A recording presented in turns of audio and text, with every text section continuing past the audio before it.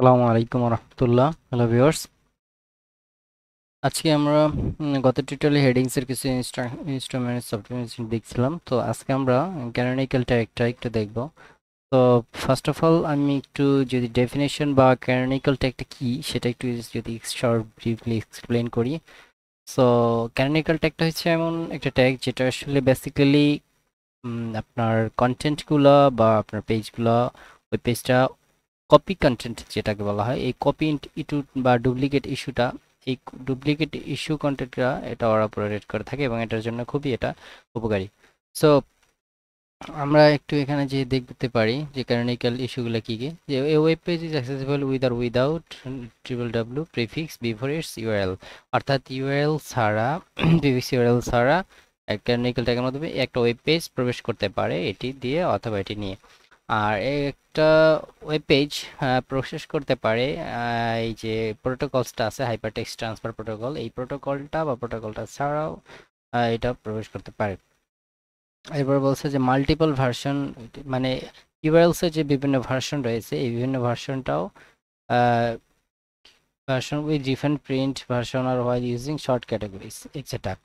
ওকে, so আশা করি আপনি বুঝতে পারছেন। এখানে আমি একটা ক্যানোনিক্যাল ট্যাগ এখানে দেখতেছেন যে এই যে link relation canonical tag, canonical ট্যাগটা হচ্ছে এখানে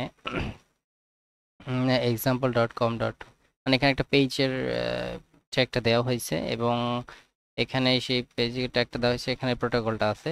তো এটা হচ্ছে ক্যানোনিক্যাল ট্যাগের একটা এক্সাম্পল। তো আমি যদি পরবর্তীতে যাই, আসলে ক্যানোনিক্যাল ট্যাগটা কেন ইম্পর্টেন্ট সিওর ভিতরে, সেই বিষয়টা একটু আমরা দেখব।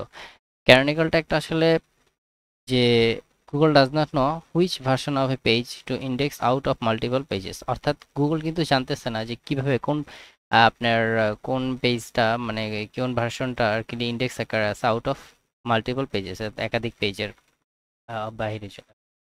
তো গুগল কিন্তু এই ক্যানোনিক্যালটা একটা আমাকে গুগলকে এটা করতে, এই সিওর করতে সাপোর্ট করে থাকে।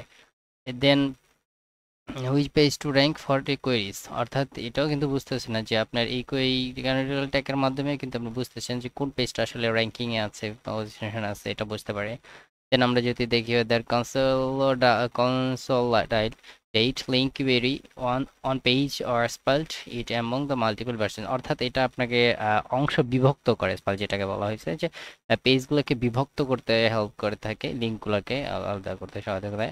তাছাড়া এটা আসলে আরো বিভিন্ন যে ডুপ্লিকেট পেজগুলো আছে বা একাধিক পেজগুলো আছে, এই পেজগুলোর উপরে যে এফেক্ট আছে, যে এটা ক্রল বাজেট, তারপর Google may waste time crawling different URLs, অর্থাৎ গুগল বিভিন্ন সময় নষ্ট করতে যে করে যখন আমরা কোয়েল পেজগুলো কোয়েল করি, সো সেক্ষেত্রেও কিন্তু এই নতুন পেজে ডিসকভারিং করতে বা নতুন পেজ করতে ওয়েবসাইটের ভিতরে আপনার এটা সাপোর্ট করে থাকে। তো আশা করি বুঝতেছেন আপনারা যে আসলে ক্যানিক্যালটা একটা কেন ইম্পর্ট্যান্ট। দেন আমরা যদি বলি যে আসলে ক্যানিক্যালটা একটা কিভাবে হেল্প করে একটা ওয়েবসাইটে, এসিওর মাধ্যমে একটা ওয়েবসাইটে, এটা হচ্ছে খুবই একটা হেল্পফুল কেস যখন আপনি you have multiple similar version of a page or your content is accessible through multiple URLs, অর্থাৎ আপনার পেজটার ভিতরে একাধিক ইউআরএলস দিয়ে যখন প্রবেশ করতে পারবেন অথবা আপনার একাধিক যখন পেজের ভার্সনগুলো থাকবে তখন আপনি এটা ইজিলি প্রবেশ করতে পারেন। এই জন্য এই ক্যান্ডিডেলটা একটা খুবই হেল্পফুল এবং ইভেন এটা আপনাকে হেল্প করবে। You have to choose on version as a canonical URL, অর্থাৎ ক্যানোনিক্যাল ইউআরএল হিসেবে একটা ইউআরএল আপনি চুজ করতে পারেন। দেন আপনি একটা ক্যানোনিক্যালটা ক্রিয়েট করতে পারেন, ইউআরএল ক্রিয়েট করতে পারেন প্রত্যেকটা ইউআরএলস এর জন্য।